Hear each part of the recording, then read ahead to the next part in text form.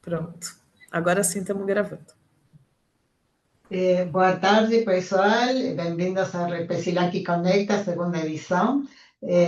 Buenas tardes a los que entran de América Latina. Vi que entre los inscriptos había gente de Argentina, México, Perú, El Salvador, Bolivia. Sean todos bienvenidos. Meu nome é Roxana Tabacman, eu sou a diretora de Relações Internacionais da Rede Consciência e hoje estou apresentando aqui a Repi Silaki e eu quero contar bem brevemente, porque hoje o interessante são os nossos palestrantes.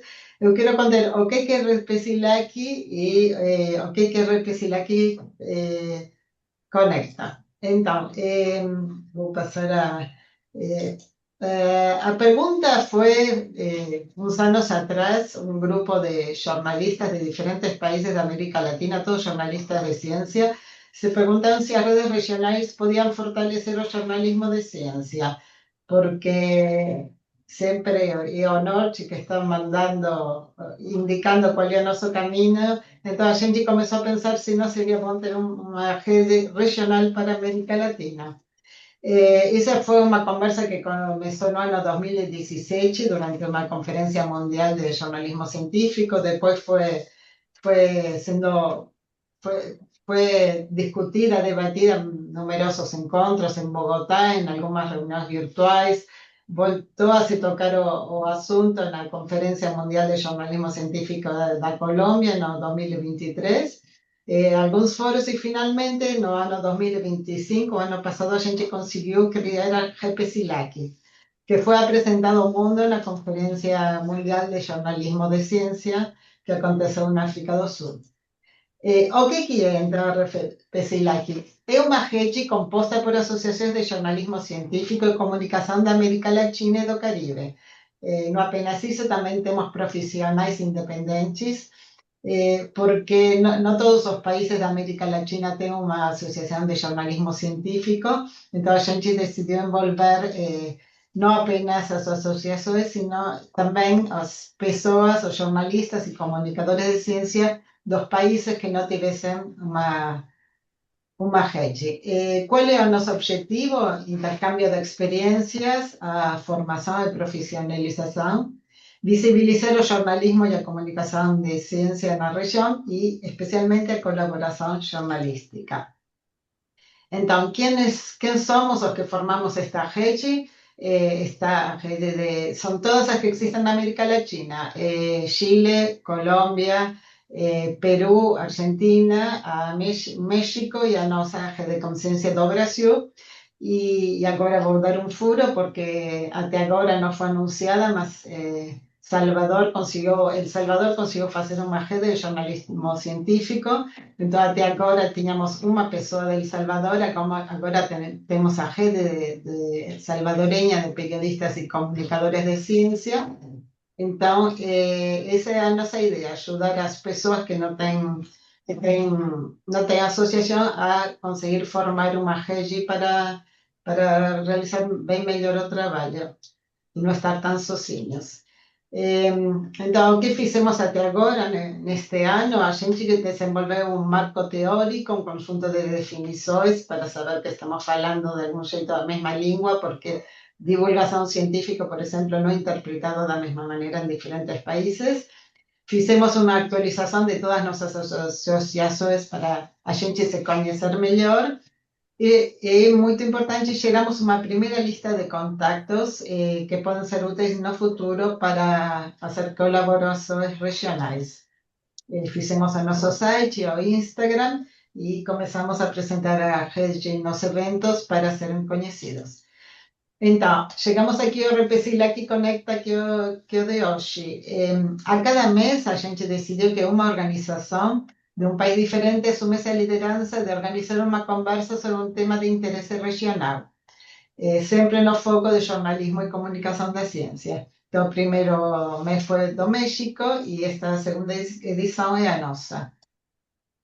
Então, se as redes regionais ainda continuamos com aquela pergunta se as redes regionais podem fortalecer o jornalismo de ciência e a comunicação da ciência, a gente tem certeza que eventos como os de hoje ajudam muito para a gente ter um melhor conhecimento, fazer um trabalho bem mais profissional e para o benefício da população. Então, qual é o nosso desafio? É ter mais membros de países que ainda não participam, e somar ações internacionais e gerar trabalhos em cooperação.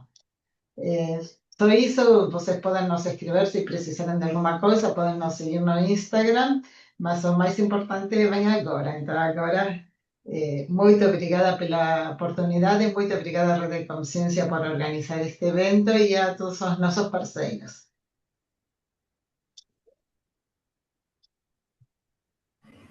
Vou falar um pouco do CTP Safer, então. Então, Sim. boa noite a todos e a todas. Meu nome é Ana Luísa. Eu vou ver se eu consigo compartilhar a minha tela aqui. Vocês veem a minha tela? Sim. Sim. Então, o ICTP Safer está apoiando esse evento, a gente está muito contente de poder colaborar com essa iniciativa. O ICTP Safer é o Instituto Sul-Americano para Pesquisa Fundamental, um centro que tem como principal objetivo o desenvolvimento da física na América do Sul, mas que, além das pesquisas em física, a gente faz também um montão de atividades de divulgação científica voltadas para diferentes públicos, em especial professores de ensino médio, estudantes de ensino médio e também atividades voltadas para o público geral. Eu vou aproveitar essa oportunidade de convidar vocês para a nossa próxima atividade, que é um Clube do Livro, que é uma atividade que acontece online. O livro escolhido para esse mês de junho é uma peça que se chama Os Físicos, que vai ser comentada pela professora Maria Beatriz. E, só para ficar brevemente aqui, eu convido vocês a acompanharem os trabalhos do ICTP Safer, a gente está em todas as redes sociais. Aqui é um QR Code para um canal no WhatsApp, em que a gente publica todos os nossos eventos. Além do Clube do Livro, a gente organiza uma sessão de cinema mensal no Belas Artes, que se chama Ciência no Cinema. O Belas Artes é um cinema que fica aqui na cidade de São Paulo, e bem numa região central. Então, uma vez por mês, a gente organiza uma sessão de cinema lá, convida um cientista, uma cientista para conversar sobre a ciência presente na história. E também a gente tem outro evento regular, que é o Papos de Física, em que em um bar, também aqui na cidade de São Paulo, a gente convida um cientista para apresentar a sua pesquisa de uma forma mais informal. Também é um evento que acontece mensalmente. Então, em nome do Instituto, eu queria agradecer a oportunidade da gente estar podendo colaborar com essa atividade tão importante, que é falar desse evento histórico brasileiro e da importância da divulgação científica. Então, eu agradeço e parei de compartilhar aqui. Muito obrigada. Obrigada, Ana. Obrigada, Roxane. Boa noite do Brasil para a Argentina e Chile. Boa tarde para a Colômbia, Peru, México e El Salvador. Eu sou Ana Paula Artacho, jornalista, periodista, vice-presidente da Rede Consciência e atualmente estou como coordenadora de Relações Institucionais da Autoridade Nacional de Segurança Nuclear, que é o órgão regulador brasileiro para a área nuclear. É um prazer estar aqui para debater a comunicação, naquele que foi um momento que marcou o país para sempre, principalmente no setor nuclear, mas não apenas, né, que foi o acidente radiológico lá em Goiânia. E nós vamos conduzir este debate em português, mas tentaremos falar o mais claro possível para que nossos colegas hispanofalantes possam compreender. A Rede Brasileira de Jornalistas e Comunicadores de Ciência, a Rede Consciência, é uma associação sem fins lucrativos e reúne profissionais comprometidos com a reflexão, o aprimoramento e o fortalecimento do jornalismo e da comunicação pública da ciência no Brasil.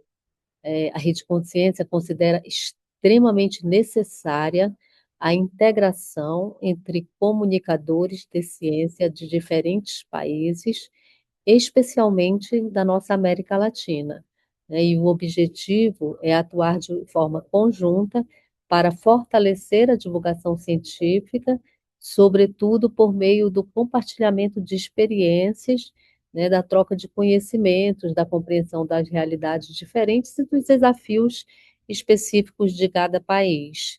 Eu gostaria agora de passar.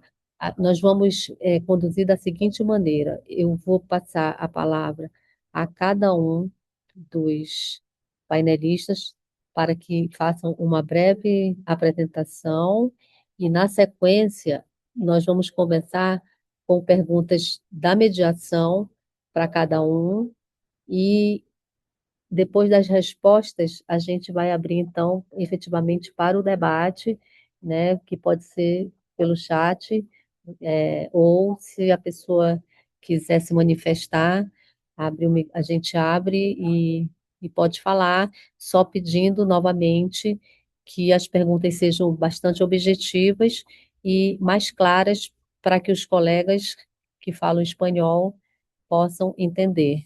Então, eu vou começar aqui pelo Walter, o Walter que é físico da CNEM, Comissão Nacional de Energia Nuclear. Para os colegas que não são do Brasil, a CNEM, Comissão Nacional de Energia Nuclear, era, até agosto do ano passado, o órgão também responsável pela regulação e fiscalização no país.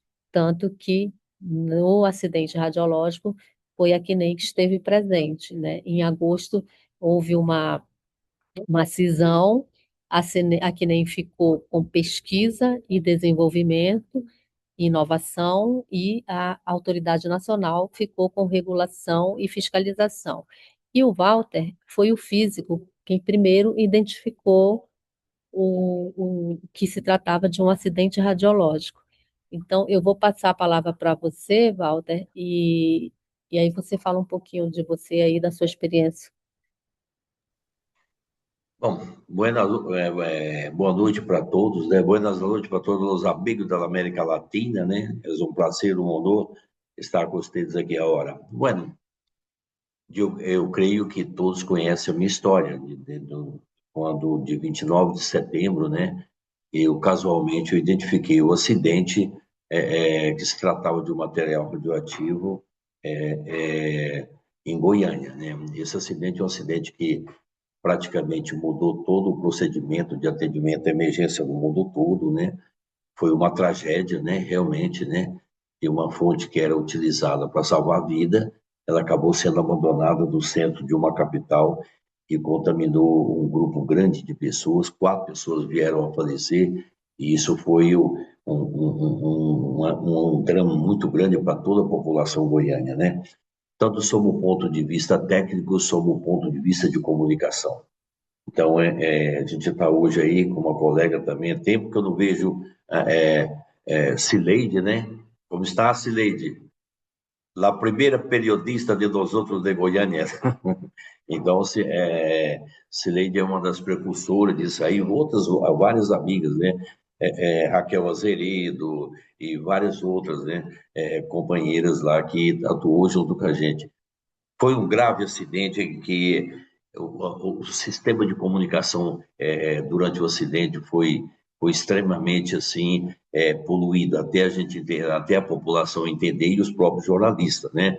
A gente explicar tecnicamente o que é um material radioativo. E lembre-se todos, né? Foi um ano após Chernobyl, né? Então essa comparação passou a ser extremamente relutante, e a gente explicar que isso não se tratava de um acidente nuclear e um acidente radioativo. Grande história que a gente aprendeu em Goiânia, além de toda a área técnica de tratamento de rejeito, tratar com instrumentação nuclear, as melhorias de aspectos regulatórios que vieram depois, chama-se comunicação. Uma das grandes a primeira pergunta que se fazia para a gente é o seguinte: havia um plano de comunicação para esse acidente? Evidentemente que não. A Comissão Nacional de Energia Nuclear estava preparada para esse acidente. Eu acho que nenhuma autoridade vinculada ao Programa Nuclear Brasileiro estaria preparado para isso. E ali nós aprendemos e passamos a irradiar futuramente para o mundo todos os ensinamentos. E comunicação passou a ser uma parte fundamental, quase 40 anos depois, do estabelecimento, né, de como tratar com a população. Isso foi muito importante. Essas são as minhas breves palavras, né? E a gente continua batendo papo, tá bem? Tá certo, Walter, e você já falou aí que não havia um plano de comunicação, e antes de passar para a Valéria, eu já deixo no ar a primeira pergunta que vai para você, para depois que a Cileide falar, a gente voltar aí na rodada, que é a seguinte, que aí já é a partir do aprendizado. Como equilibrar transparência e prevenção ao pânico em situações de uma emergência radiológica ou nuclear? Fica aí a pergunta para você. A Valéria Pastura, ela acompanhou diretamente as vítimas do acidente no Hospital Marcílio Dias, já lá no Rio de Janeiro, né? Então, Valéria, eu vou pedir para você se apresentar, fazer um breve comentário aí, e depois, antes de passar para a Cileide, eu deixo a pergunta para você aí também no ar. Tá certo, obrigada, Ana. Bom, eu sou física e entrei na CENEM em agosto de 1987, vinda da USP, uma pós-graduação em física nuclear pura, e acabei indo para a proteção radiológica sem querer estar na proteção radiológica. Mas fui por conta de um ex-professor meu, de um curso que eu fiz. Bem, entrei na CENEM, no Instituto de Engenharia Nuclear, que é um dos institutos de pesquisa, desenvolvimento e inovação da CENEM, e setembro foi o meu debut, literalmente, de peso em proteção radiológica, porque aconteceu o acidente radiológico de Goiânia. Então, eu tinha um mês de casa, sem experiência alguma em proteção radiológica, e me deparei com assim, houve uma reunião no nosso auditório e as pessoas foram convidadas a se oferecer como voluntários para trabalhar, tanto no Marcílio como em Goiânia. E eu escolhi o hospital. Não foi fácil, porque a gente não é preparado como um médico para lidar com determinadas situações. E realmente não é agradável, não foi agradável de ver algumas consequências do acidente radiológico. Mas foi um trabalho muito bonito, porque foi um trabalho muito unido, né? Não era só a CENEM, todas as instituições que tinham algo, que eram do setor nuclear brasileiro, as pessoas se juntaram, porque foi o primeiro acidente de uma proporção tão grande de contaminação. Então, Furnas, que é a nossa eletronuclear, a INB, vários se juntaram para trabalhar conosco. E o trabalho no hospital, basicamente, a gente fazia monitoração ocupacional. Era o ambiente, era controlar o ambiente, era controlar os médicos, era controlar as doses. E além disso, foi um trabalho um pouco pesado, porque como nós éramos poucos, a gente não tinha nem como fazer 24/36, a gente não tinha como fazer descanso, porque o IEM ele estava acondicionando as excretas deles no Marcílio Dias, o hospital onde estavam os radioacidentados, que vinham de tratamento de outro instituto nosso. Então, eu trabalhava um dia no Marcílio e no dia seguinte eu estava no IEM trabalhando no acondicionamento dos rejeitos oriundo das excretas dos radioacidentados. Não sei se paro um pouco por aqui, depois continuo. Melhor, né, Ana? A gente prossegue. Mudo. Ana, você está sem som. Agora eu tô com som, né? Sim, a gente deixa para o debate, e antes de passar para a Cileide, eu já vou deixar uma pergunta no ar aí para você, que você também trabalha com ciência, né? E aí eu te pergunto, o que faz essa crise que houve do ponto de vista da comunicação, tá? essa crise diferente de uma outra crise que não precise tanto do conhecimento científico, né, para fazer essa gestão de crise. Ah, Valéria, essa pergunta eu te passo. E eu vou passar agora para a Cileide. A Cileide, quem é da área aqui no Brasil conhece bem, né? Tem o seu trabalho aí reconhecido. E eu vou pedir, então, que você, Cileide, se apresente, faça algum comentário e já deixo para você uma pergunta que para você aí depois pensar. Como a comunicação pode contribuir, a comunicação a partir da cobertura, na perspectiva da cobertura, né, pode contribuir para reduzir sofrimento, estigmatização e desinformação é, em um evento dessa magnitude. Por favor, está com você, Cileide. Obrigada mais uma vez por ter aceitado. Boa noite a todos. Em nome da Roxana, eu cumprimento todos os colegas jornalistas latino-americanos e cumprimento em especial a Rede Consciência por esse momento. Eu sou muito admiradora do trabalho, por reconhecer na pele, da minha própria experiência, a importância dessa especialização profissional nessa cobertura. Cumprimento também o Walter, que eu conheci jovem, e ele também me conheceu jovem. Nós éramos todos jovens perdidos, né, naquele acidente, coisa esquizofrênica, e que eu não via há muito tempo. O Walter, foi um prazer revê-lo. Estava precisando de revê-lo, foi bom. Bom, eu cobri o acidente radioativo com Césio 137 do segundo dia. O primeiro dia, eu tinha ido para Brasília, que é perto de Goiânia. Goiânia, para quem é de fora do país, é a capital de Goiás, e Brasília fica no território goiano. O Distrito Federal é no território goiano. Então, Goiânia está a 300 quilômetros de Brasília. E eu fui para acompanhar o governador do meu estado. No meio do caminho, parei, liguei na minha emissora e me informaram que era para eu voltar para Goiânia, que tinha tido um problema grave aqui e o governador tinha cancelado a viagem a Brasília.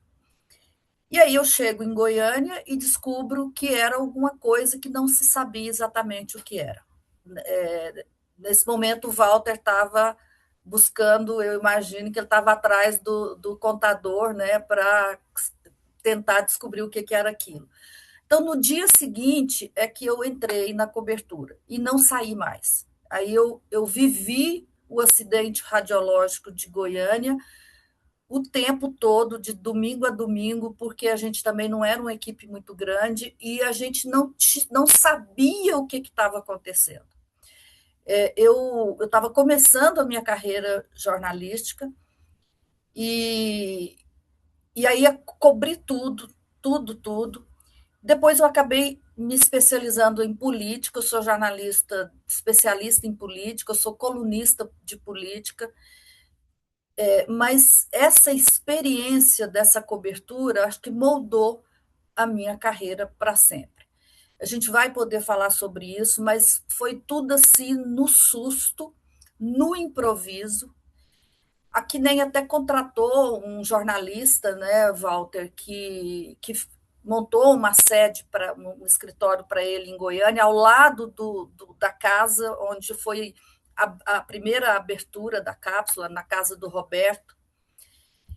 E aí havia essa tentativa de dar alguma orientação para a cobertura jornalística, mas não era assim que aconteceu. Uma coisa que acho que a série sobre o acidente foi precisa em informar, foi aquela coisa de você estar fazendo uma matéria, aí chega alguém e fala assim, tem um caminhão com papel reciclado que está contaminado. Aí corria todo mundo atrás do caminhão.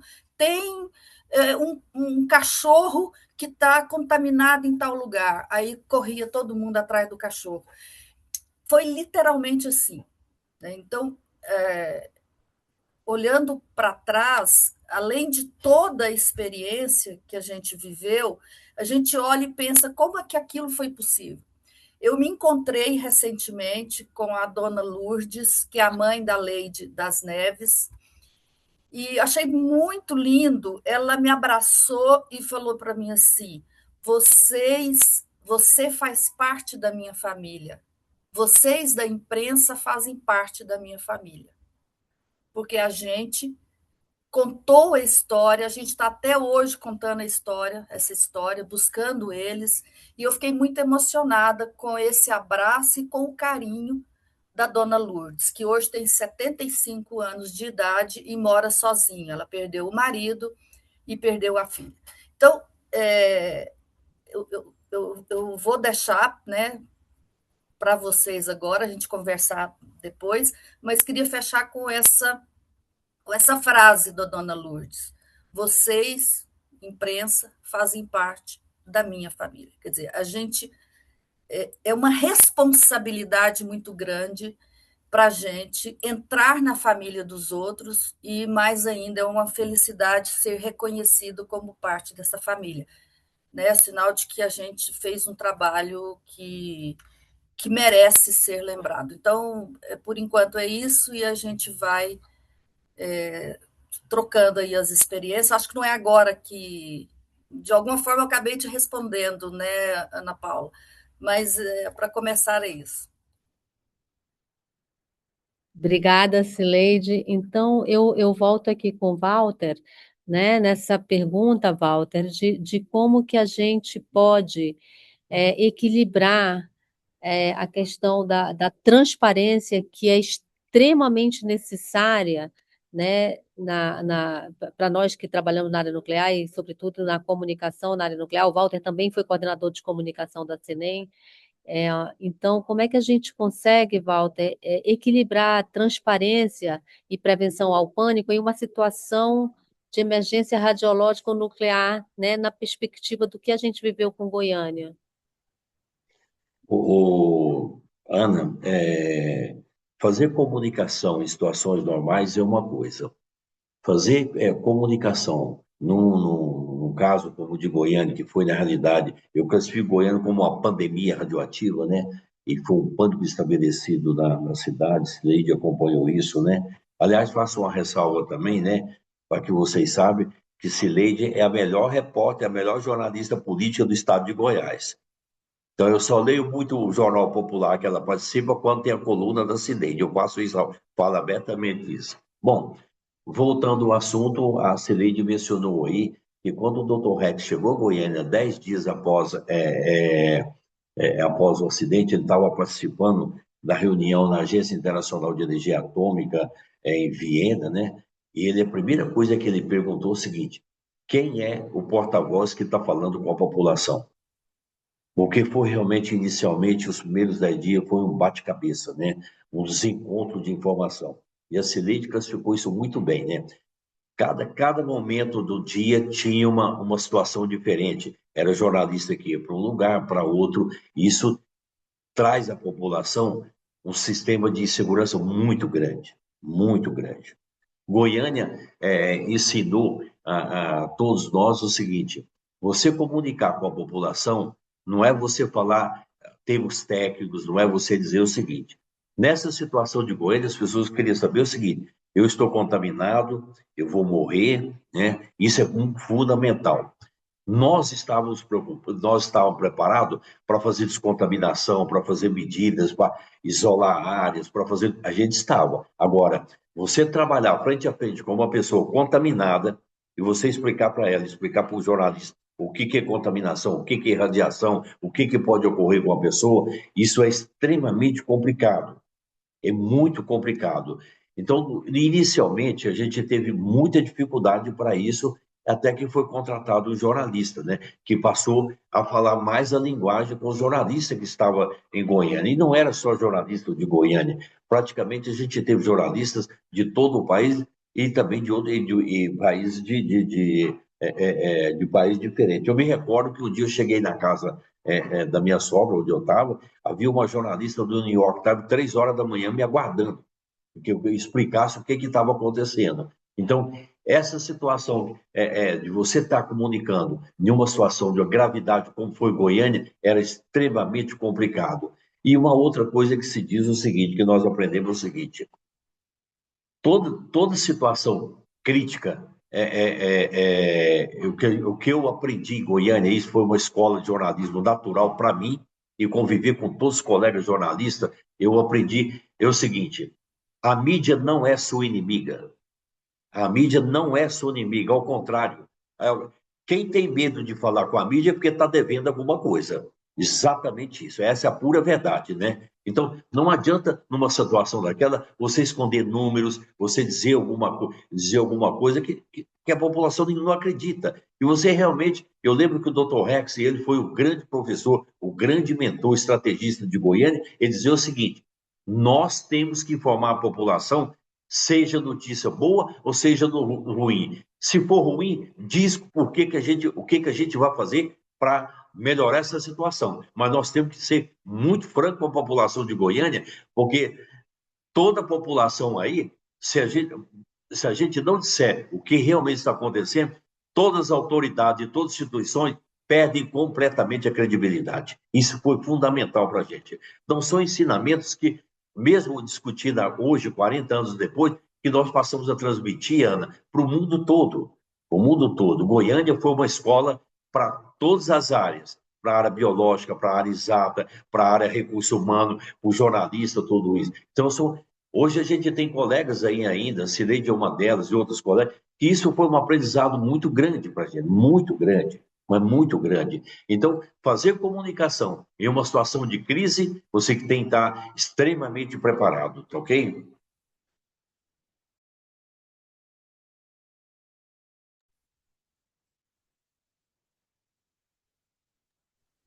Tem áudio, Ana Ok, Paula. Valéria. Ok, Walter, obrigada. Eu vou passar agora para a Valéria. Valéria, precisa repetir a pergunta ou você Eu tem aí? gostaria, por favor. Tá. Porque a gente fica tão Então, entretido no que está ouvindo que... não, a pergunta diz respeito à diferença entre você. O que diferencia na gestão de uma crise de comunicação uma situação em que a ciência é fundamental, o conhecimento científico é fundamental para ser também compartilhado, ainda que de maneira transversal nas comunicações, de um evento, de uma crise que não tenha essa necessidade, vamos dizer assim. Bom, vamos pelo começo. A nossa área, ela sofre, independente de Goiânia, ela sofre da síndrome de Hiroshima e Nagasaki. Então, é uma coisa que já vem muito forte. Então, quando aconteceu o acidente, uma coisa inédita, e vejam que foi a primeira vez no mundo que alguém passou e comeu. Então, o impacto já foi muito grande. Só comentando também que eu fui para Goiânia, tá? Eu trabalhei no Marcílio e trabalhei em Goiânia. Eu vou contar aqui um fato, porque a nossa área ela está no subconsciente de uma maneira muito pesada. Em 1999, meu pai me chamou, Valéria, corre, que vai passar no Jornal Nacional um acidente nuclear que aconteceu no Japão. Foi o acidente Tokaimura, no Japão, que provavelmente era o jardineiro e não o técnico que conseguiu enfiar 5 quilos onde só entrava 1 de urânio. Tá, assisti. Um morto na hora, foi ele. Na sequência, foi um terremoto no México que matou 70 pessoas naquele momento. Eu virei para o meu pai e falei, você viu isso? Isso o quê? Isso o quê? Eu falei, o acidente nuclear matou 1, o terremoto matou 70. Mas terremoto é da natureza. Nuclear é um problema sério. Então, a gente lidar com a nossa área, né, eu que faço divulgação científica há 38 anos, que é o tempo que eu praticamente todo que eu estou na CNEM, é muito difícil, porque o impacto que causa é muito grande. E por mais que você tenha conhecimento, eu fiz uma pesquisa num evento da SBPC com todos os participantes de estandes do Ministério de Ciência, Tecnologia e Inovação. Você lembra disso, Ana? Bom, o que vocês pensam da área nuclear? Por quê? Porque são todos os colegas, os 120 colegas da área de ciência, tecnologia e inovação, donde se entende que há conhecimento. Qual é a primeira percepção que você tem? Bomba atômica. Então, é muito difícil, é trabalho de formiguinha. É trabalho de formiguinha. E aí, quando envolve pessoas, a coisa fica mais forte, dói muito mais. Não foi fácil passar o que nós passamos no Marcílio. A única refeição que a Leide conseguiu fazer, meio todinho, foi comigo. Foi muito dolorido tudo. Então, assim, por mais que a pessoa tenha conhecimento, ela tem o medo. Ela tem um medo do que ela não conhece. Então, você tem que trabalhar com o psicológico da pessoa para que ela entenda e tenha um. É muito difícil você trabalhar o pensamento crítico em cima de algo que causa medo. Porque o julgamento, que é a primeira consequência, o julgamento é muito negativo. Então, não é fácil. A gente tenta, não desiste, mas não é fácil. Obrigada, Valéria. Eu sempre, quando sou convidada para participar de alguma mesa para falar de comunicação na área nuclear, eu uso uma metáfora do futebol, porque eu venho do jornalismo esportivo, e eu costumo brincar dizendo que a gente já começa perdendo de 1-0. Parece os adversários do Flamengo, né? A gente já começa perdendo de 1-0. Brincadeiras à parte, Cileide, de fato você já falou um pouco da questão, né, do sentimento que envolve, então vamos falar um pouquinho de medo. Rox, se quiser fazer pergunta também, fala aqui no chat que aí eu abro para vocês, Cris, e quem mais quiser se manifestar. Cileide, então assim, vamos falar um pouquinho de medo, como diz a Valéria, se você tem o conhecimento técnico e ainda assim já trabalha com a questão do medo, do seu medo e do medo dos outros, eu fico perguntando para você como era reportar, como foi reportar, né, essa.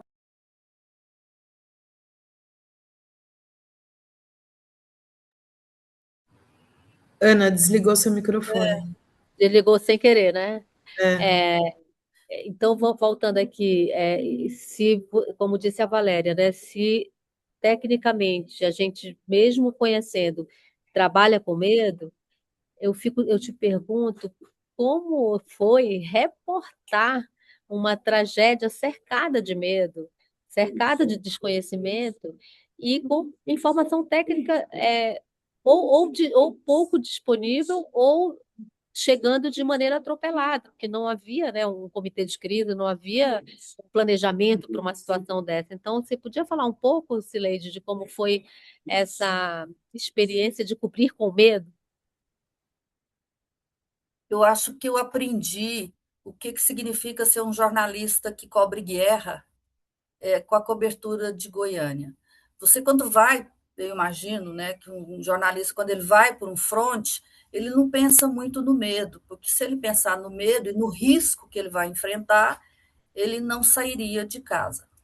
Naquela época, eu tenho lembrado muito, assim, não vou comparar, mas me lembra muito a pandemia da Covid com o acidente radioativo. Por quê?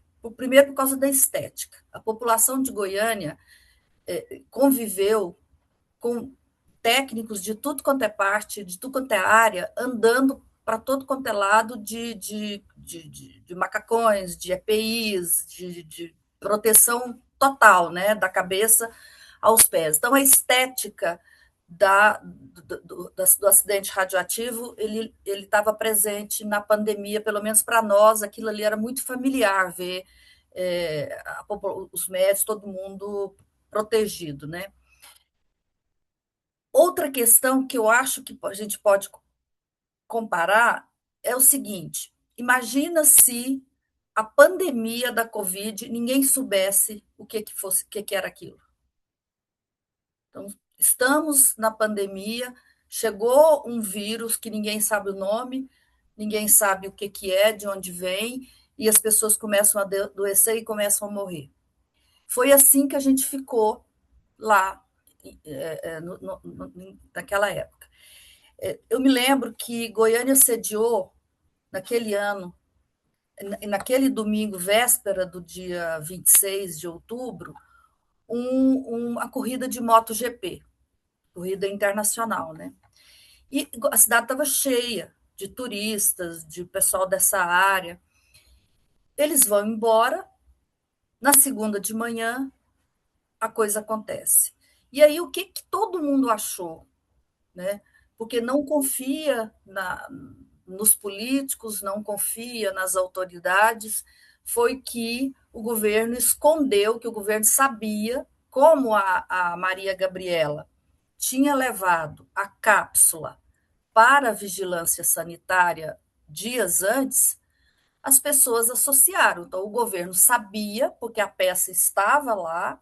Eu acho que depois o Walter pode até falar um pouco sobre isso para esclarecer essa questão, né? Porque as pessoas achavam isso, que o governo sabia, escondeu, esperou passar, terminar o MotoGP, na segunda-feira o acidente aconteceu. Bom, naquela época, a gente tinha que acreditar nas autoridades. Aí, diferentemente da pandemia, não se questionava a ciência. Então, os técnicos chegavam, como o Walter, né, que foi o primeiro, chama o Walter lá, o Walter chega e fala, né, isso aqui é radioativo, e aí, claro, você fica meio sem acreditar, porque parece tão improvável que a primeira tendência é essa. Mas não porque você duvida da informação do profissional, mas porque você acha que aquilo ali não pode, né, ter acontecido. Mas foi assim, eu tinha medo? Não, eu ia para os locais, para todos os locais, e a gente também era protegido. Eu ganhei um macacão, não sei se foi do Walter ou se foi do doutor Júlio Rosenthal, José de Júlio Rosenthal, que é uma pessoa que eu acho que é muito importante nessa história de Goiânia, uma pessoa, um doce de pessoa, uma pessoa que conquistou Goiânia e que viveu em Goiânia durante muitos anos, porque ele se sentiu responsável por ajudar a resolver ou melhorar a situação de Goiânia. Então, a gente ia, a gente se protegia, a gente fazia tudo como os técnicos falavam, e eu confiei nas autoridades. Confiei nas autoridades, quando eu digo o governador do estado, que ele também era médico, era um cara muito sensato, uma pessoa do bem. Eu acho que o Santilo era o nome dele, ex-governador Henrique Santilo. Ele foi uma pessoa, ainda bem que foi com ele, porque se fosse um outro governador, poderia ter sido ainda pior. E a gente acreditava na autoridade profissional, então a gente acreditava nos técnicos. Mas eu me lembro, eu tinha um filho, meu filho na época tinha 2 anos de idade, eu me lembro que eu chegava em casa e as minhas irmãs, a minha mãe, todo mundo preocupado, né? O que estava acontecendo, se eu não me preocupava com o meu filho. Eu me preocupava. E o que eu fazia? Eu tomava banho e enxaguava com o vinagre, né? Tomava um banho de vinagre também, porque não custa, né? E a gente, todo mundo ficou com muito medo, muito medo. Mas a gente enfrentou o medo porque a gente precisava de levar alguma informação para a sociedade. Eu acho que esse que é o importante. Eu acho que nós, jornalistas, e eu sou das jornalistas, que entendem que a profissão que a gente tem, ela é uma missão de vida. Né? Então, o jornalismo, para mim, é uma missão de vida. Eu, até hoje, acredito, mesmo com tudo que nós estamos assistindo, com redes sociais, com influenciadores, com tudo mais, mas eu ainda acredito que nós, jornalistas, temos uma missão de bem informar o público com uma informação de qualidade e que isso é muito importante. Né? Então, com tudo que aconteceu, com tudo que eu vivi, com tudo que é a comunicação hoje, eu continuaria, se eu fosse escolher, sabendo de tudo que eu sei, eu seria jornalista por conta dessa minha visão. É como se fosse uma vocação que a gente tem para informar a sociedade. E aí nós tentamos fazer isso naquele acidente. Todos nós cometemos muitos erros, eu olho para trás e vejo isso, mas foram erros no sentido de estar desinformado. Né? Eu acho que eu aprendi a cobrir o acidente quando o acidente acabou, quer dizer, quando o principal, né, do acidente acabou. Muito obrigada, Cileide, muito bonito seu depoimento. Eu tenho uma pergunta aqui, eu vou passar essa pergunta do Ismael Vitor para o Walter, né? Ele fala: boa noite a todos, parabéns pela iniciativa, é uma honra aprender com profissionais tão gabaritados. Walter, qual a decisão que você elencaria como a mais importante nesse acidente para a mitigação das consequências do acidente?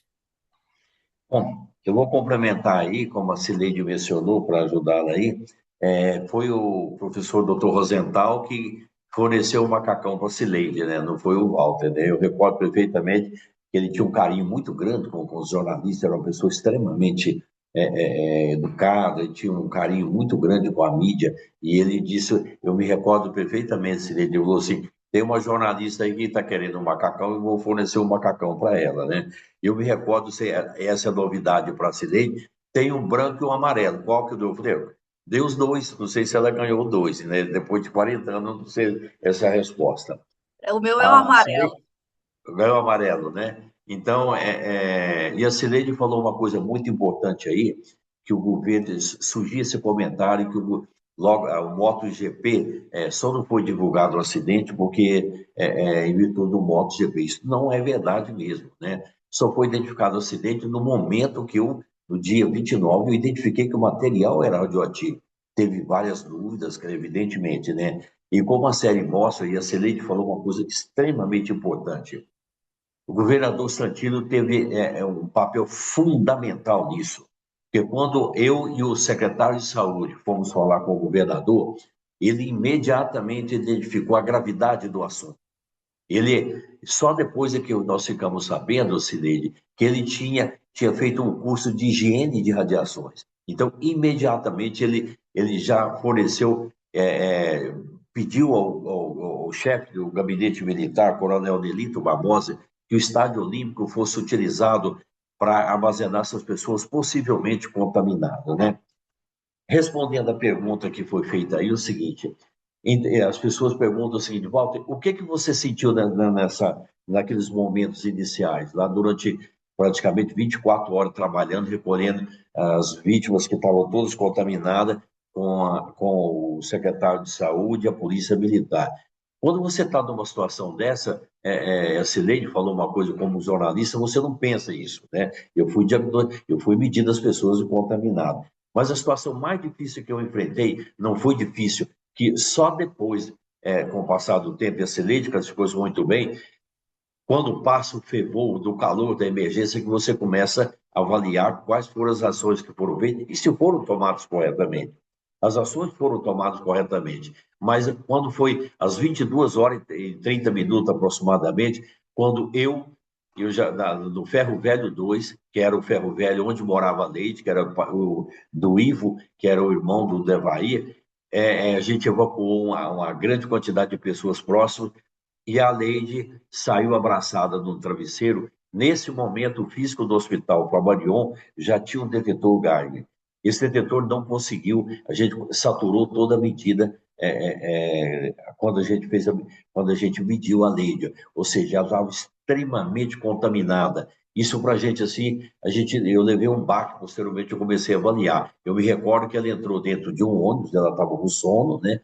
Ela abraçada no travesseiro, mas a gente ficou preocupado. Nesse momento, eu não tive nenhuma preocupação, só achei estranho a medida, a gente até começou a duvidar, será que esses valores apresentados aqui são reais, né? Só depois a gente descobriu pela medição de corpo inteiro e de todo o tratamento com ela, quanto de material que ela tinha incorporado, e foi uma quantidade grande para uma pessoa, era uma criança, né? Isso para quem é pai, para quem é mãe. Então, logo em seguida, um mês depois, vem a morte da tia dela, que é a Marília Gabriela, e dela, Goiânia, foi um choque. Esse foi um momento que depois que passou o acidente, que eu fiquei preocupado, né? Então, isso realmente foi um momento difícil depois que a gente calcular isso. Obrigada, Walter. Mais uma pergunta aqui. Pessoal, quem quiser fazer pergunta no vídeo, pode levantar a mão que a gente abre o vídeo e o microfone. Uma pergunta aqui para a Valéria. Hoje, em um cenário de redes sociais e circulação acelerada de boatos, uma crise radiológica seria mais difícil de gerenciar do ponto de vista da comunicação, Valéria, você acha? E por falar em boato, Walter, já partiu uma pergunta aqui se a esposa estava grávida mesmo. Tem a fofoca. A mulher do Márcio estava grávida na série, verdade ou ficção? Bom, já vou responder. Estava grávida mesmo. Dia 29 era aniversário do meu pai. Primeiro, a série é extremamente representativa, né? Ela retrata bem o que nós passamos em Goiânia com um certo grau de dramaturgia, e isso fez com que todo o público tivesse uma atenção muito grande para a série. Mas, principalmente, o valor dessa série, eu estou repetindo isso nas palestras, nas informações, podcasts, entrevistas, é o seguinte: é uma juventude que está aí, de jovens engenheiros, médicos, físicos, químicos, bioquímicos, biomédicos, tudo isso, que não conhecia a história do acidente, né? Isso despertou também a capacidade de resposta que o país teve. Minha esposa estava grávida realmente, né? Ela estava grávida realmente. Eu não fui contaminado, já vou responder também. O cachorro não me mordeu, né? Esse cachorro estava contaminado também, né? E aí foi uma grande discussão, né? Eu não sei se a Cilei lembra disso, é o seguinte: quem sabe descontaminar um cachorro? Ninguém, nem o mundo tinha. Como é que se descontamina um cachorro? Ninguém sabia disso, né? E ele teve que ser sacrificado. Então, minha esposa realmente estava grávida, né? E no dia 4 de janeiro de 1988, 3 meses depois, praticamente, né? Ela teve um aborto natural. Não tinha nenhuma vinculação com doses que eu recebi. Eu fui irradiado, recebi uma pequena dose de radiação, não fui contaminado, fiz na unidade do corpo inteiro, nada, né? Mas ela estava grávida realmente, é verdadeiro aquilo, né? E eu recordo também, para você ver o trabalho, a dificuldade do jornalista que tem, que nas proximidades da Rua 57 tinha um supermercado e tinha uma associação lá. Eu lembro que alguém imprimiu alguma coisa, Cileide, dizendo o seguinte: mulher de física que descobre o acidente perde o bebê. Foi um tumulto, né? Foi um tumulto para a gente, porque não tinha nenhuma relação, né? Então isso era uma coisa complicada da gente responder. Mas minha esposa estava grávida mesmo, tá ok? Ok, Walter, obrigada. Então, Valéria, de novo, né, nesse cenário de redes sociais e circulação acelerada de boatos, né, assim, a gente não tem muito mais. O jornalismo hoje vive uma reconfiguração, né, da praxis, e hoje qualquer pessoa pode gerar conteúdo, inclusive conteúdo noticioso, não se a gente pensar em termos de etimologia da notícia, mas de conteúdo de interesse público, vamos dizer assim. Qualquer pessoa com celular na mão pode fazer isso. Vide aquele acidente do avião que caiu no Rio Hudson, e a foto correu o mundo inteiro como notícia. Então, eu te pergunto, hoje seria mais difícil gerenciar do ponto de vista comunicacional, ou, ao contrário, haveria digamos, esses desvios, mas a facilidade e a velocidade com a internet ajudaria, facilitaria o trabalho hoje da comunicação da área técnica para a sociedade?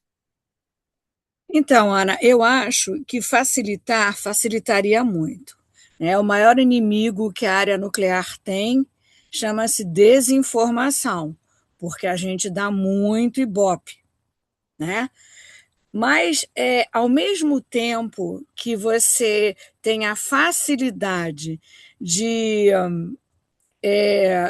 contradizer desinformações, você tentar falar o que é a verdade de uma desinformação, você bem sabe disso. A gente tenta, há algum acidente ou um incidente, a gente tenta explicar, não é muito bem aceito, não é publicado na hora.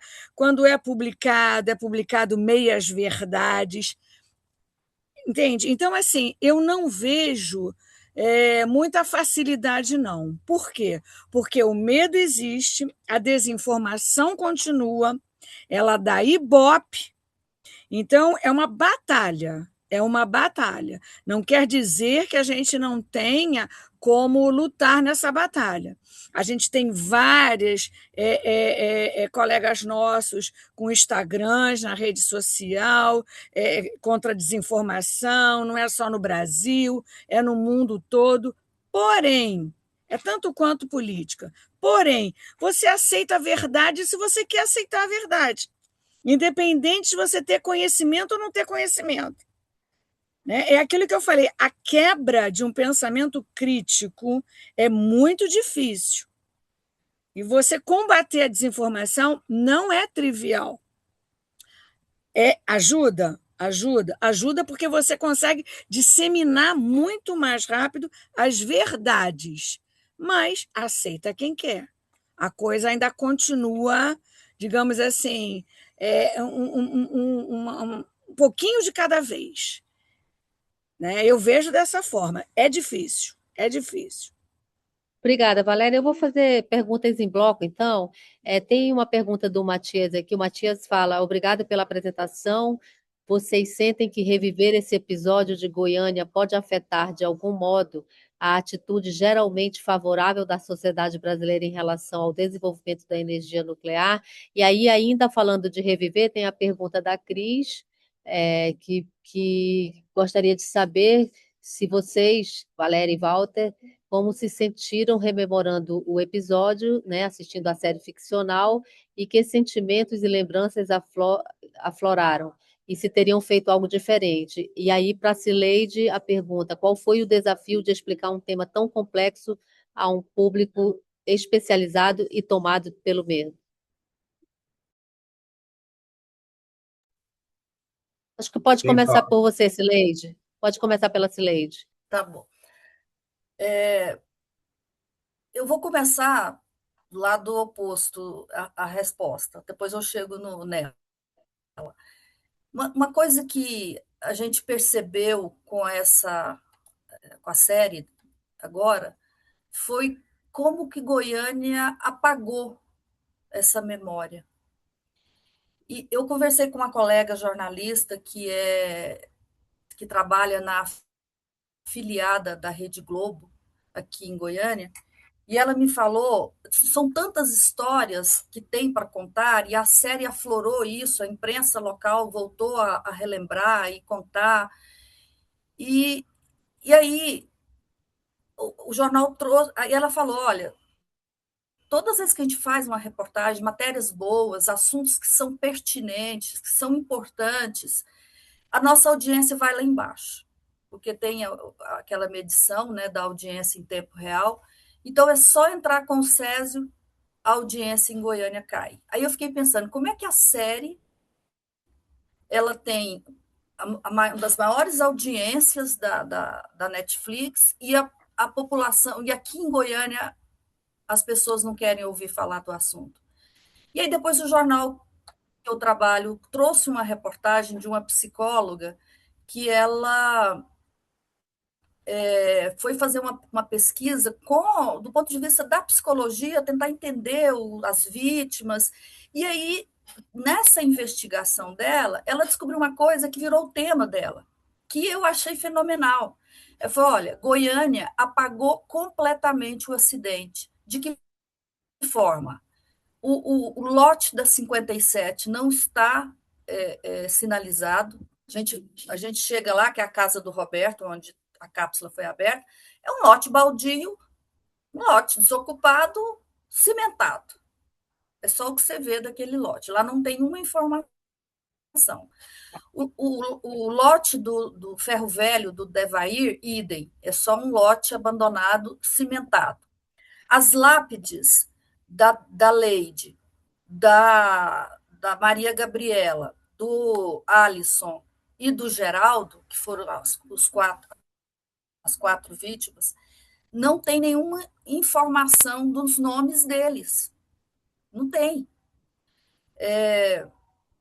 Tem mais um episódio que agora que ela descobriu, que eu esqueci agora, e mais essa informação que essa minha colega me trouxe. Quer dizer, então, a população não quer ver acidente com Césio, ela muda de canal quando começa a falar. Então, para mim, isso é um apagamento completo do acidente. Por quê? Porque foi um trauma para Goiânia, e Goiânia ela não superou esse trauma. Quer dizer, era uma coisa que também me chama atenção, viu, Walter, é que eu cobri toda a história do lixo radioativo, para onde vai, Serra do Cachimbo, não vai ficar aqui em Goiânia mesmo, numa cidade perto aqui, que ela tem 20 quilômetros daqui de distância de Goiânia. E aí, lá a gente passa na rodovia, quem não sabe, não vê que ali é o depósito radioativo. Porque você olha, você vê uma montanha coberta de grama. Nenhuma inscrição, nenhuma informação. Então, assim, Goiânia, se tivesse tudo bem, Goiânia tinha que ter um trabalho com as escolas, com a sociedade, para conhecer o depósito, para ver como é que funciona, para ter comunicação com a população sobre o que foi o acidente, para as pessoas quererem saber disso. Tinha que ter um memorial das vítimas do Césio, tinha que estar escrito isso lá. E aí, no dia das coisas mais tristes que eu já vi na minha vida, não sei se o Walter estava lá, devia estar, foi o sepultamento da Leide e da Maria Gabriela. Aqueles caixões enormes, porque eles eram caixões de chumbo, né? Muito grandes, carregados por guindastes, porque eles eram muito pesados. A família lá, que estava, né, que não estava contaminado, no sepultamento, e os moradores de perto do cemitério jogando cruz de concreto no caixão. Assim, a série até mostra alguma coisa sobre isso, tem essa cena, mas assim, é de uma tristeza, até hoje eu não consigo descrever o sentimento que eu tive naquele dia. Uma das coisas mais tristes que eu já vi na minha vida foi esse sepultamento. Então, eu acho aí, pensando na pergunta, eu acho que a gente não deu conta de comunicar com a população de Goiânia, que é a população primeira dessa história. Quer dizer, Goiânia devia ser uma cidade que contasse, que tivesse, igual fazem lá os judeus com o Holocausto. Você tem que lembrar daquilo, primeiro, para curar a sua dor, é preciso enfrentar, e segundo, para que aquilo não aconteça mais. Né? Aqui ninguém conhece mais o José de Júlio Rosenthal. Quando ele se aposentou da CNEM, ele se mudou para Israel, e eu falava muito com ele voltou a Goiânia algumas vezes, eu me encontrei com ele nas vezes. Ele era uma pessoa, ele falava, eu brincava comigo assim, por causa do fuso horário, ele falava para mim assim: Sileide, eu sou o primeiro goiano a ler o Jornal Popular. Então, ele acordava lá cedo, ele abria o site do jornal e gostava de contar que ele era o primeiro goiano, ele se considerava goiano. Então, são pessoas, são histórias que Goiânia está abrindo mão. de conhecer. E aí, terminando, eu penso isso. Eu acho que nós não demos conta de comunicar e até hoje isso é um trauma. Nossa, muito obrigada, Cileide. Você fez no início da sua apresentação um paralelo com a pandemia, e eu vou pedir licença aqui, antes de passar a pergunta ao Walter, para também trazer um outro paralelo com a pandemia, que no caso de Manaus, né? Que Manaus houve aquela crise do oxigênio. Bom, eu sou manauara, e eu me ressinto da mesma coisa que você. Existe um apagamento da história do que aconteceu. E eu lembro que, na ocasião, saíram alguns memes, tinha um vídeo, uma ilustração que saiu nas redes sociais, que era um avião cheio de passageiro, aí o comissário falava assim: atenção, pessoal, vamos agora embarcar os passageiros de Manaus. Aí todo mundo se jogava do avião pela janela porque não queria voar junto com o de Manaus. E aí com o pessoal de Manaus, e aí eu lembrei lá atrás da Sandra Belintani, que você deve ter conhecido também, que é técnica da QNEM, que descontaminou a foto da menina Leide. Ela disse para mim que o mais difícil de todo o período que ela passou lá foi perceber o quanto a população de Goiânia era discriminada. Aquilo doeu na alma. Então, é mais uma razão para a gente manter viva a história, porque a gente só cura quando a gente consegue olhar, falar, né, e falar sobre, olhar, pensar, refletir, para que não se repita. Então, retomando aqui a pergunta para o Walter e para a Valéria, né, reviver esse episódio de Goiânia por meio da série afetou de algum modo vocês e também pessoalmente vocês, e na opinião de vocês também de alguma forma afeta a compreensão, a atitude, a visão da sociedade brasileira em relação ao desenvolvimento da energia nuclear? Pode falar, Walter. Pode falar, Walter. Bom, eu quero fazer algumas considerações aí também sobre o que a Cileide disse, e é verdade mesmo, né? A gente tem 2 lotes dentro de Goiânia, um que é do Estado, que é da casa da Rua 57, que é a antiga casa do Roberto, né? E o outro do Ferro Velho 1, que é um lote particular, né? Várias tentativas de se fazer algum tipo de memorial em respeito às vítimas ali já foram feitos. A comissão deu total apoio. Nós fugimos de alguns projetos que ele queria colocar, a gente queria colocar, além do memorial das vítimas, colocar também a importância da energia nuclear, de fazer que é muito importante, que seria muito importante isso aí, mas não só falar sobre a tragédia, né? E ali houve várias discussões sobre isso, você acabou não se inventando. Realmente, o que a Cileide disse aí é verdade. A população de Goiânia esqueceu o acidente, né? Uma das características de acidente com material radioativo depende muito da população e da educação da população. A gente vê, por exemplo, o Japão, né? Tem um memorial enorme de Hiroshima e Nagasaki, independente disso, eles têm 32 centrais nucleares, continuam fazendo. Goiânia não soube fazer isso, não soube. A gente tem um depósito de rejeito que tem uma pequena placa, que é um parque ambiental, uma placa que é a comissão. Nesse local, a gente faz um programa de informação público para a sociedade, entre escolas, cursos e tudo, entre 2.500 e 3.000 alunos a gente faz lá dentro. Isso dificilmente é divulgado. O ano passado, a gente recebeu um curso, foi o primeiro curso de Safety Security da agência, que saiu fora de Viena e vai ser permanente agora em Goiânia, né? E eu me recordo que eu recebi a diretora, a doutora Helena Puglova, que é a diretora dessa área de Safety Security, né?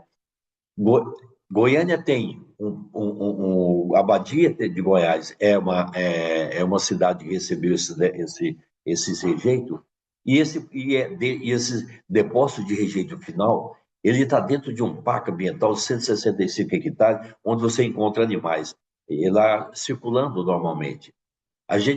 Essa é uma briga que eu tenho, Cileide, e ela disse para mim o seguinte: vocês não conseguem vender uma ideia, que isso é tão bem cuidado aqui, tão bem documentado, e uma segurança total, vocês não vendem essa ideia. É o único depósito do mundo que está situado dentro de um parque ambiental, e isso não sai de lugar nenhum.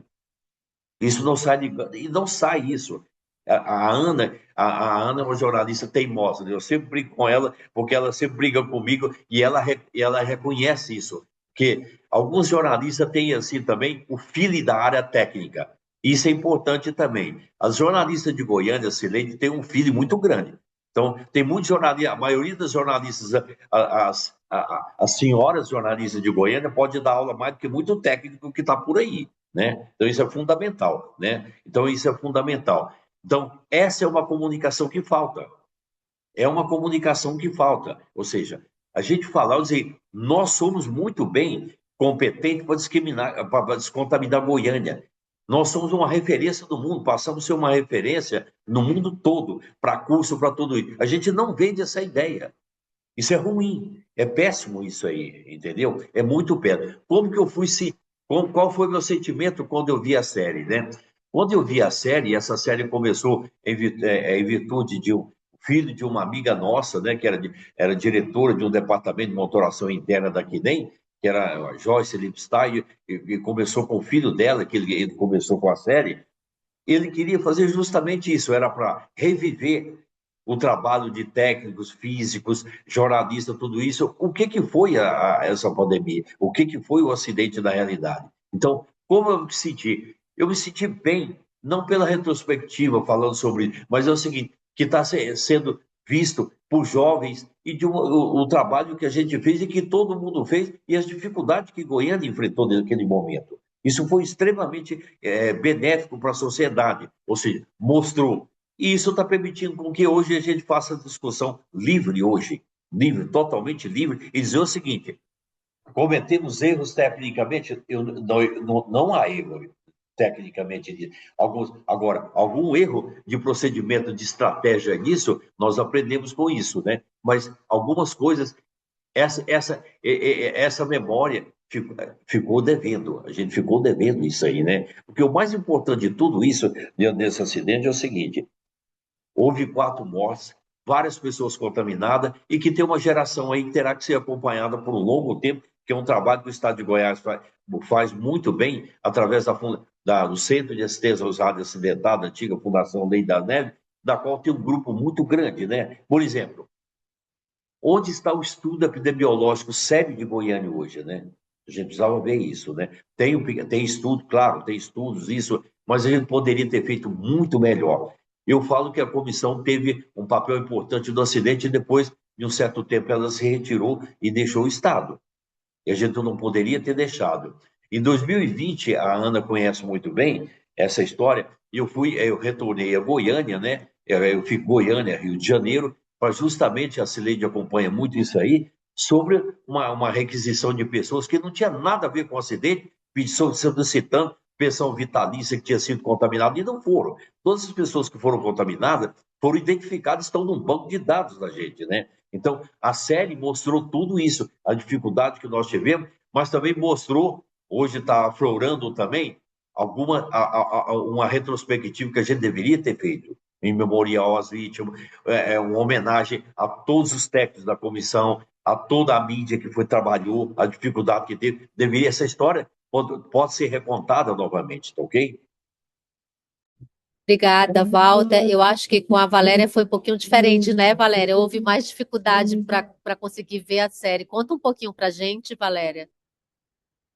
Foi bem difícil, porque eu só trabalhei em Goiânia no final, né? Pente fino, nas casas, em janeiro. Então, o meu trabalho todo foi em Goiânia, ou foi no Marcílio, e eu me afeiçoei muito a Maria Gabriela, e ela a mim, né?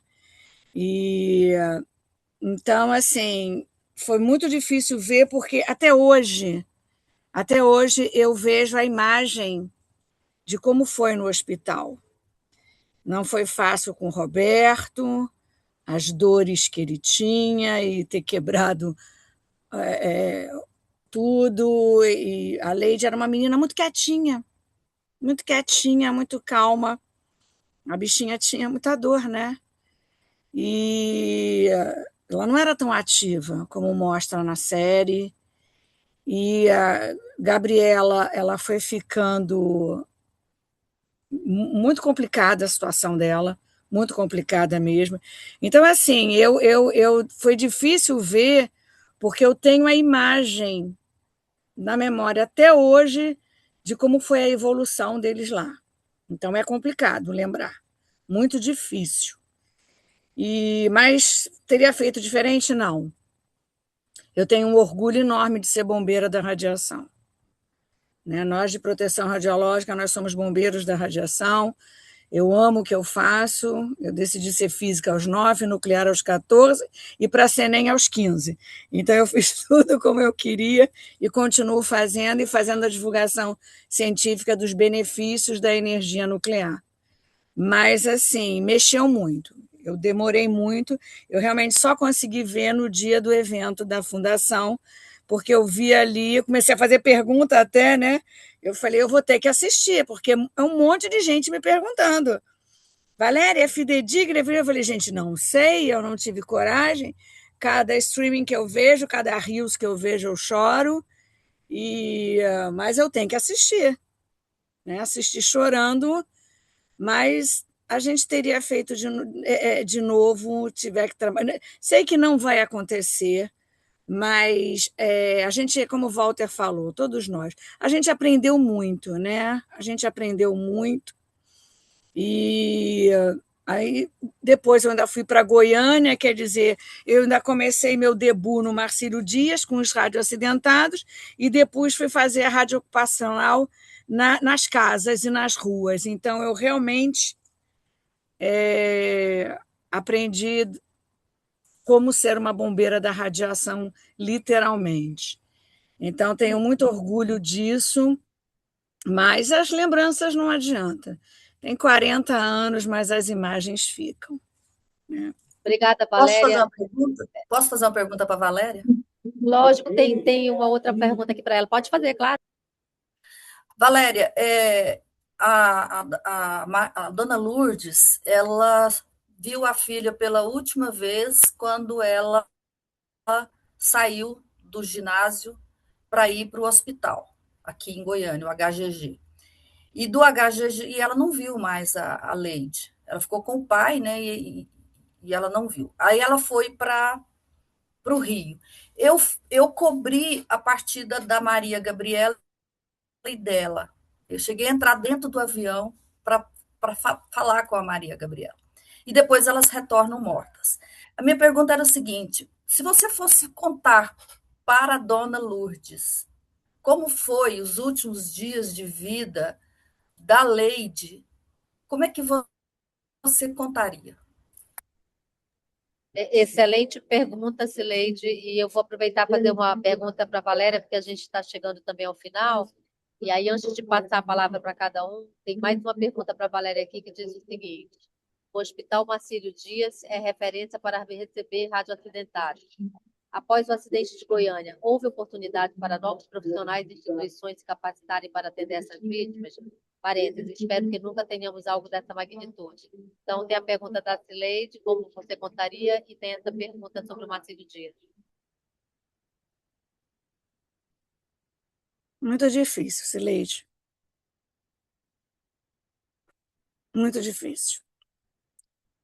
Ela não ficou bem. A Leide realmente, porque você elimina por excretas, por sudorese, e tinha ocasiões em que a Leide dava alguns brilhos à noite por eliminar o césio. Então, assim, não é uma imagem bonita, de nenhuma das duas. Gabriela, então, nem se fala. Nem se fala. Eu levei uma rosa para a Gabriela esterilizada de tecido E quando eu cheguei, ela disse que ela não tinha como abrir os olhos para ver, pelo estado que ela estava. Eu não esqueço jamais isso. E eu prendi a rosa na parede. Então, eu preferia que ela nunca me perguntasse, porque não é bonito de ver, de forma alguma. É muito dolorido. Espero ter respondido. Obrigada, Valéria. E a pergunta se houve oportunidade para novos profissionais e instituições capacitarem para aprender, para atender, espero que não, vítimas radioacidentadas. Na CENEM são poucos os concursos, né? Infelizmente, a gente tem poucos concursos e proteção radiológica, ela é uma cadeira de pós-graduação. Você também tem cursos que você pode fazer de proteção radiológica do Instituto de Radioproteção e Dosimetria, que pertence à CENEM, e que tem cursos A gratuitos. autoridade. A autoridade. Desculpe, agora da autoridade, que são cursos gratuitos, então, aqui no Rio de Janeiro, mas tem cursos online. Então, assim, tem algumas possibilidades de você ingressar nessa área ou você ser um supervisor de proteção radiológica de alguma instalação radiativa ou nuclear. É nesse sentido. Agora, a preparação em si, não, você não tem esse tipo. Para acidente, não. Para acidente, não. A gente tem, vamos dizer assim, no virtual, no teórico, mas a Marinha tem cursos. A gente agora mesmo vai fazer um curso de NBQR, nuclear, radiológico, biológico, químico, mas são poucas iniciativas. Tá? Espero ter respondido também. Pessoal, nós estamos chegando ao final, né? Nosso teto era 8h30, então eu vou pedir que cada um dos três conclua e deixando uma pergunta comum aos três.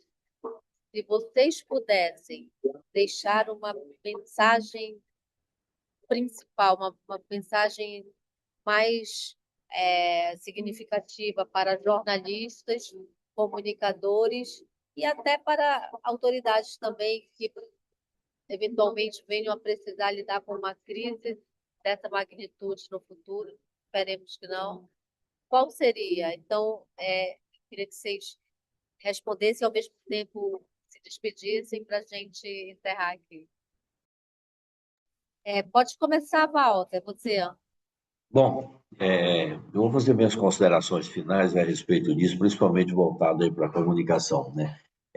Eu só queria complementar aí sobre a história do Marcelo Dias aí, logo após o acidente. O Marcelo Dias continua sendo uma referência no tratamento radioacidentado e faz um trabalho muito bem feito. Eu me recordo que uns 10 anos atrás houve um acidente no Peru muito grave com uma fonte de radiografia industrial, né, irídio, um material radioativo, e esse operador ele foi recomendado para que fosse levado para a França, que é um país de referência, né?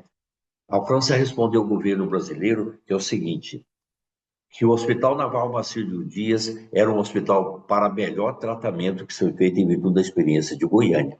Esse peruano ele foi tratado aqui no Hospital Marcílio Dias. Ou seja, em que pese a tragédia, toda essa circunstância, isso ficou como referência, né, para a gente aí. Bom, há uma coisa muito importante que eu classifico, e eu recordo que eu, Dr. Rosenthal e Alfredo Tranjan, nós escrevemos o primeiro trabalho sobre comunicação com o público em 1999, que era um TecDoc, um documento técnico da Junta, que era comunicação com o público em situações de emergência. E eu fui o coordenador do primeiro curso de comunicação da agência aqui no RD na época, sobre situações de emergência. O que se aprende é o seguinte,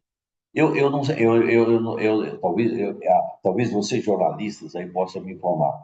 Mas a gente não tem a gente tem uma linguagem científica muito aflorada que o jornalista não tem como base na universidade. Por exemplo, os americanos têm 95 centrais nucleares.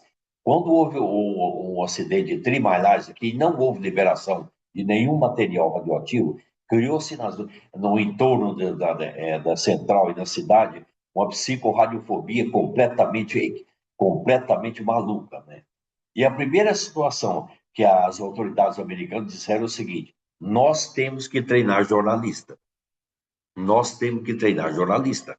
Nós temos que buscar esse pessoal para a gente. E a NRC, que é National Regulatory Control dos Estados Unidos, ela tem um trabalho específico só para treinamento de jornalista. Então, jornalista americano treinado pela NRC, praticamente ele tem a mesma linguagem do técnico e ele te questiona, porque ele sabe o que é isso, né? Goiânia, como a Cileide falou, quando os primeiros 10 dias, que foi um bate-cabeça completo, nós começamos a falar em unidade. O que é becquerel, o que é dose, quantos rádios, quem foi contaminado. Isso é completamente equivocado, né? Então, eu senti falta, a gente sente falta disso até hoje, né? A gente vê poucas pessoas que têm uma formação disso aí. A gente vê, por exemplo, dentro da comissão, a Ana é a primeira jornalista que ela, quando eu estou falando técnica para incorporação, efeito estocástico determinístico, ela sabe perfeitamente, ela sabe traduzir. Né? Isso é uma convivência, então são poucos que fazem isso. Né? A gente deveria dar um treinamento melhor para isso. Né? Muito obrigada, Walter. Eu passo para a Valéria agora, fazer suas considerações. Eu gostaria de deixar uma reflexão, digamos assim. Quase 70 anos do primeiro reator experimental, são mais de 400 reatores no mundo, 5 acidentes sérios e dezenas de mortes. Quantos nós temos de hidrelétricas? Quantos nós temos de petróleo? Quanto nós temos de carvão? Quantos nós temos de explosão de gás? Por que o nosso nuclear é tão... Tá, quando explode é feio? Dizima? Sim, porque o calor de uma fissão ninguém segura. Mas por que não começar a pensar em números? Coloque em números quantos mortos realmente tiveram em todos os acidentes que aconteceram e quantos acontecem todo dia de outras fontes de energia. Eu acho que o trabalho de conscientização e de conhecimento, ele tem que ir um pouco além, sabe? Porque há os rejeitos radioativos. Sim, vai fazer o quê com as pás das eólicas, que são altamente tóxicas e estão degradando enormes terras? E vai fazer o quê com as fotovoltaicas? Então, assim, vamos começar a disseminar a ciência como a ciência é? Por que não falar um pouco mais de que há outros acidentes também no mundo que matam muito e ninguém fala nada? E são tragédias imensas, imensas em segundos. Então, você trabalhar a crise no nuclear é complicado, como eu já falei, pelo medo da síndrome de Hiroshima e Nagasaki e Fukushima, que foi um terremoto. Por que não pensar nas outras também? Né? E começar a tentar perguntar por que o teu pensamento crítico é tão forte no nuclear e minimiza tantos outros acidentes ou incidentes. Fica aí a minha provocação. Super obrigada, Valéria. E eu passo agora para a Cileide fazer suas considerações. E, na sequência, a gente faz um breve encerramento. Eu vou começar dando um palpite aí na pergunta da Valéria. Eu acho que a simbologia da rosa de Hiroshima é que explica tudo, né? Assim, aquela imagem, a imagem é sempre mais forte do que qualquer palavra, né? Então, eu acho que começar daí, né? Da rosa de Hiroshima. Bom, Eu acho que eu queria dizer duas coisas a respeito daquele momento e o que eu proporia para ser feito se a gente tivesse uma situação similar. A primeira coisa, hoje, é claro, tem a internet, mas você pode fazer e dispor na internet também, mas naquela época, se tivesse havido uma ideia de vamos fazer um glossário para os jornalistas, porque nós éramos jornalistas que cobríamos cidades, cobríamos política, né? Ninguém tinha ideia de que ia cobrir um acidente radiológico. Então, acho que era a primeira coisa. Um glossário desse, a gente teria dito menos bobagens do que certamente nós dissemos. E a segunda sugestão é de a comunicação que você estabelece com o público de um modo geral, e aí a imprensa toda tem esse papel. Eu acho que em momentos como esse é importante que se faça uma comunicação à parte para o local, para as pessoas que estão ali naquela cidade, que moram vizinhas do acidente, porque houve um pânico muito grande. O apedrejamento dos caixões foi por medo. Os vizinhos dos lotes lá do Ferro Velho sofreram muita discriminação, assim como nós goianos. Carros com placa de Goiás não podiam sair de Goiás, né? Porque eram parados. Aquela história da barreira que a série mostra é verdadeira. O Henrique Santos, a Hebe Camargo fez um programa que ela falou que Goiânia estava contaminada, os produtos de Goiânia estavam contaminados. O governo de Goiás teve que pagar um anúncio de 1/4 de página na capa dos grandes jornais nacionais para falar que aquilo não era verdade. Mas toda essa comunicação chegou também a Goiás, chegou a Goiânia.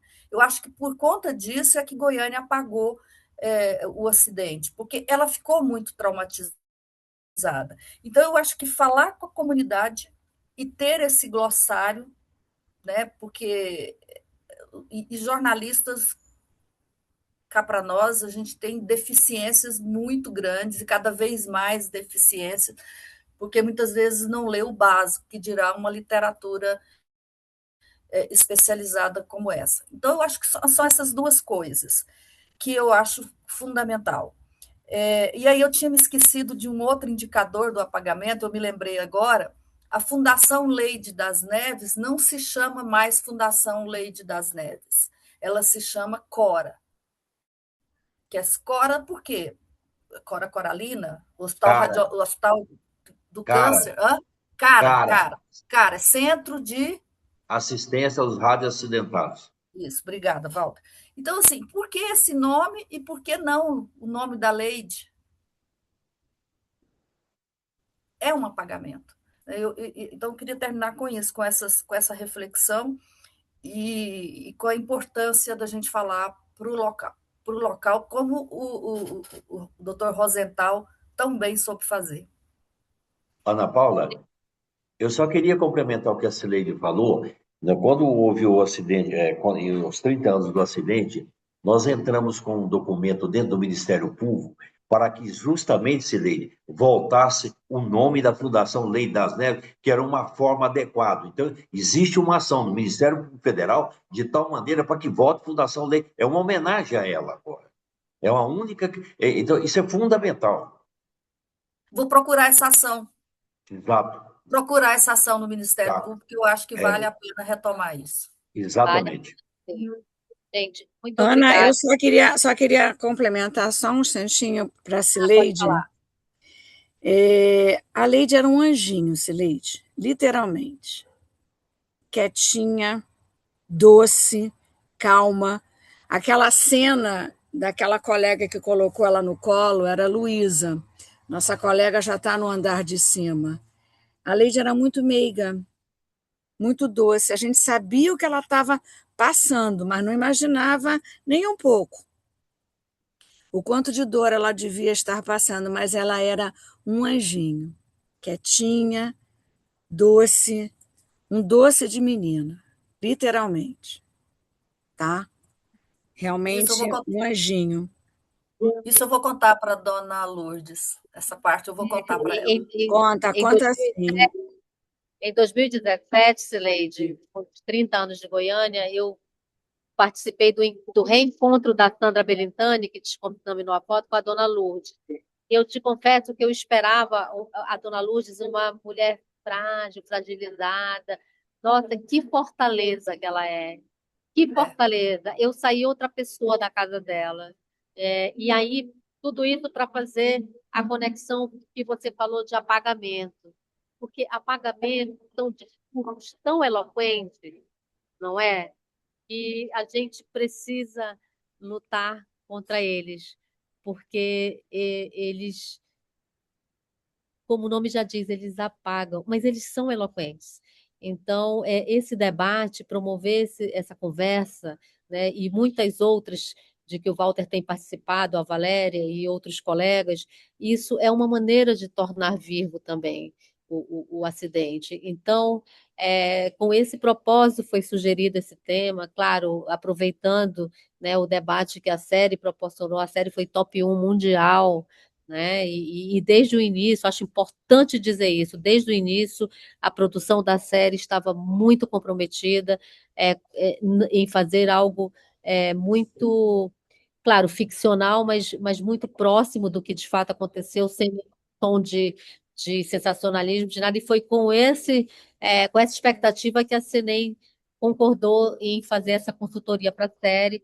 Então, e a gente da Rede Consciência propôs esse tema junto com a Rede Pensilac, pensando nisso, né, também, né, do quanto é importante manter vivo manter viva essa história, mas ao mesmo tempo fazer essa costura da comunicação, da crise, da importância da ciência embasando, né? A gente jornalista tem muita dificuldade. Quem não é do meio científico, quem não atua no jornalismo científico, tem muita dificuldade de compreender o método científico, compreender as incertezas do método científico. Então, é um papel nosso, né, também de mostrar para as pessoas. Eu não gosto do tema, precisamos desmistificar a área, não, a gente precisa conscientizar as pessoas dos prós e dos contras. E para concluir, em cima também do que você falou, Silene, sobre falar para o público local, eu queria até mencionar, o Walter sabe disso, Valéria também, a gente faz exercícios anuais em Angra, né, de exercícios, simulações de emergências, né, lá para as usinas, e há pesquisas aí da eletronuclear que demonstram que a população de Angra tem muito menos medo da energia nuclear, porque está lá perto e acompanha todo esse trabalho que é feito, que as pessoas que não estão lá. Então, é fundamental essa conversa com a população local. Ela é, assim, condição sine qua non para que a gente consiga deixar a história sempre viva, não é? Então, em nome da rede, a Rede Consciência, eu gostaria de agradecer vocês, né? Eu queria saber se a Rox gostaria de falar alguma coisa, mas da Rede Consciência a gente agradece vocês a participação e foi muito bacana, muito proveitoso. Muito obrigada mesmo por vocês terem dedicado esse tempo de vocês para conversar conosco. Rox, você quer falar alguma coisa? Só agradecer, fue un debate maravilloso, yo aprendí muchísimo. De muchos asuntos que acho que jornalismo científico no es apenas a parte técnica, que a gente sempre está con o foco na parte técnica, se as pessoas entendem, não entendem, mas é muito más que isso, porque tem a parte humana, que pelas ciências sociais também está envolvida. Então, muito, muito obrigada. É isso. E até a próxima. Obrigada, pessoal. Até a próxima. Até a próxima. Obrigada. Obrigada, Tchau. Ana. Obrigada. Tchau. Tchau, tchau.